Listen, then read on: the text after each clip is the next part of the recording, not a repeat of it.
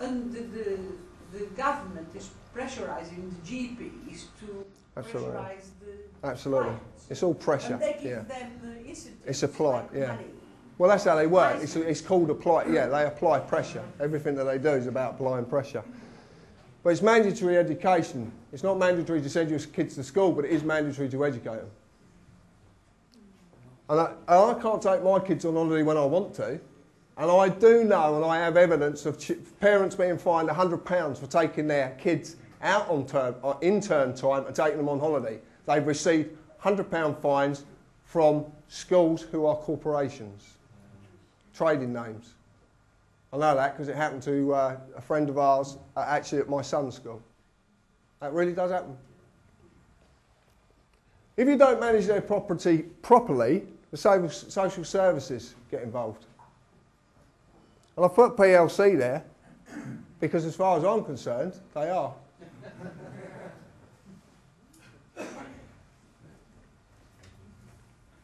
And you can see all the different services are there.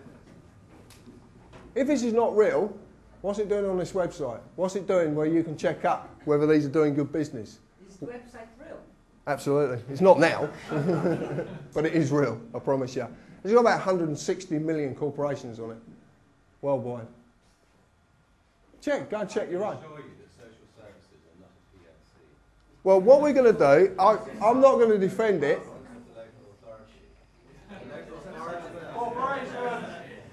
Right. I understand what you're saying. I can appreciate that. But until that's removed... Well, what that DMB says is bollocks, basically. Oh, is it? Okay, that's fine. That's your opinion. You're entitled to that opinion. How much they pay you to say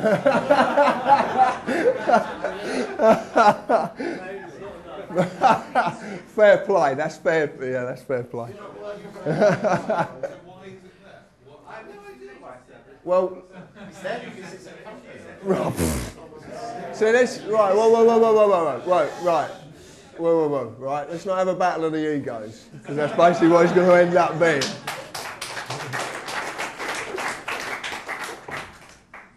Consider this. I want you to consider this. Right. Could the government actually take my car away and crush it lawfully if I actually owned it? Yes. No. If I actually owned it, it's my property. I own that vehicle. Could they take it away and crush it? Why couldn't they? Because it's a crime. It's my property. To take it from me is a crime without just cause. Okay? When I registered my car, I was duped into handing over legal ownership of it. Have you seen the advert on the television where the car crashes up in front of the two? Yeah? Seen that? What does it say? Right at the end, we have a legal right to do this. Doesn't say we've got a lawful right. Can you unregister a car then? Well, talk to him after. Simple as that. We are doing an article on it. It will be on TPUC. It turns out it is possible. It is possible. And something else we'll be bringing out in the very near future as well is that it just turns out that through certain processes that we sort of, I've never got involved in, but there is individuals we know, a £300,000 mortgage has just been defeated. Wiped out. Discharged. Absolute discharge. It's been wiped out because it was proven that the contract was not legal. So it just shows you, when you do know the stuff, some of the stuff, there is ways of defeating this, there is ways of battling it, but it's not as hard as you sometimes feel as well. The fact of this is when I registered, I also stated I would agree by their rules, road tax, fuel duty tax, and an MOT requirement. Okay, I agreed to it because this is what happens when you register things. You're actually handing over ownership of it. But now you know this, you can have some fun. Department of Transport is traded as the DVLA. So it's another corporation. Is that bollocks as well?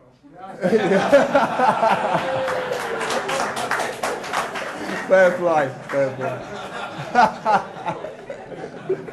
I knew it was going to be good tonight. I knew it. I knew it. Oh, I love it. Why are you asking that so flippantly? Like, maybe it is. Like, are you actually an expert on this? Or are you just like receiving whatever's being shown to you? Why don't you go and research it? Well, it's actually, that's a very good point, because I would like you to actually do that. Don't accept my word for anything. Please don't accept. It's not your word. It's open to, like, totally. Yeah, this is totally open to someone else saying it's bollocks. I'm not an expert. Do you know what I mean? Oh no! You can you draw your opinions. It's I seriously I want you to look. This is the idea of this. I'm not saying that this is. I did say it. I made an assumption and I explained that at the beginning. This is not about. I'm not telling you this is true. This is what I see, and this is possibly my truth. But there's about 6 billion truths out there. I'm just one of them. All I'm doing. You've come here tonight to listen to what I've got to say. That's all. That's all it is.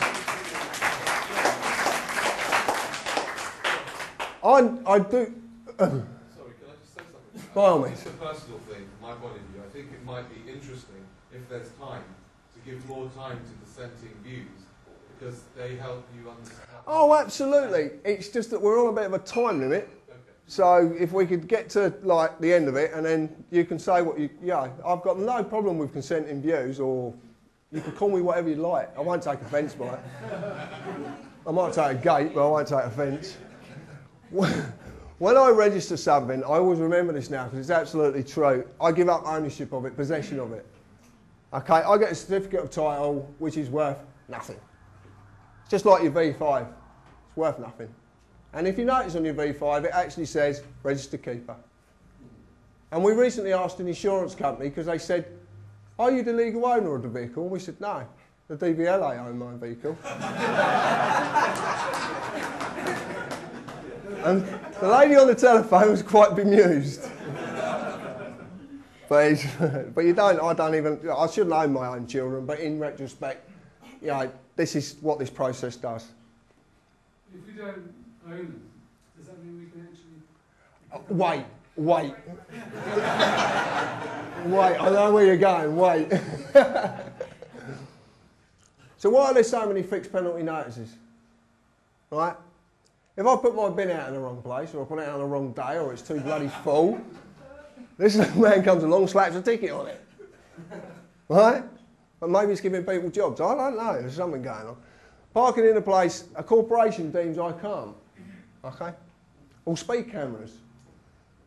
Not completing a sawn. The list is endless. It is endless now. These fixed penalty notices, they're incredible. But what up the sawn?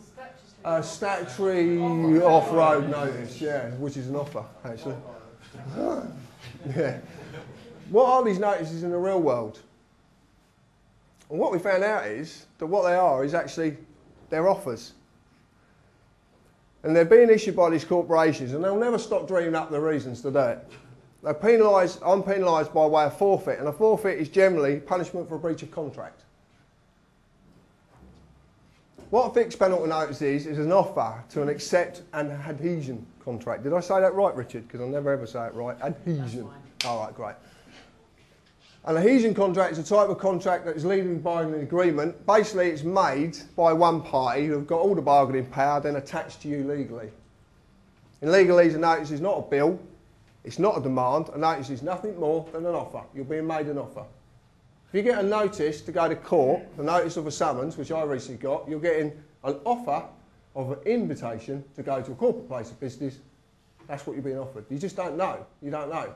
And it actually doesn't apply to you. It only applies to a piece of paper. It doesn't apply to you. I have refused a few times. Fair play to you. So when the police come to your homes, can you just hand them over your birth? Will you wait?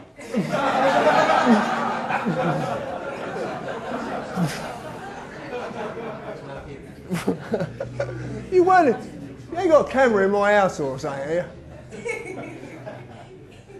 You got any beds here? An offer to discuss a contract, the offer is trying to force upon the person. As I say it, this is a simple tool of revenue collection, and that's all it basically is. Sorry, I'm getting a dry throat. The true reason why these fixed penalty notices are forced upon the person is to simply maintain an illusion. And that illusion is a control over my life, my fortune, my freedom, because I fear their ability to take off of me something that's valuable. And it's this product here. This thing here. And it says on it, which I love, I promise to pay the bearer on demand the sum of £20. What I'm going to ask you is £20 of what? Pardon? Sterling silver, yeah? What is it now then?